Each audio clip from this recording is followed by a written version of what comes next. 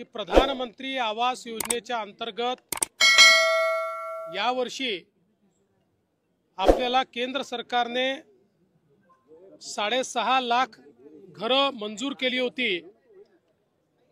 ते टार्गेट वाढवण्यात आलेलं आहे।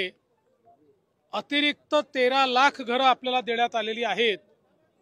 एकूण आपण विचार केला तर जवळपास या वर्षी केंद्र सरकारच्या वतीनं महाराष्ट्रातल्या गरिबांकरता, कच्च्या घरात राहणाऱ्यांकरता, बेघरांकरता एका वर्षात 20 लाख घरं देण्याची अनाउन्समेंट आताच केंद्रीय ग्रामविकास मंत्री आदरणीय शिवराज सिंग चौहान साहेबांनी केलेली आहे।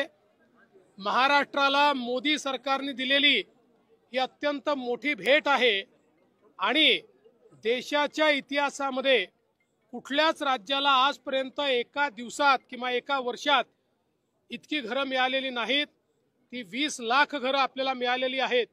खरं म्हणजे आपल्या आवास प्लस मध्ये 26 लाख त्या ठिकाणी लोकांचं रजिस्ट्रेशन आहे। आता ही 20 लाख घरं मिळाल्यामुळे आता फार कमी आपल्याकडे त्या यादीतले बेघर लोक राहतील, जे पुढच्या वर्षी आपण कंप्लीट करू शकू। त्यासोबत एक अजून महत्त्वाची अनाउन्समेंट त्यांनी केली आहे की पूर्वी सर्वेक्षणामधले जे निकष होते ते निकष देखील आता त्या ठिकाणी डायल्यूट करण्यात आलेले आहेत।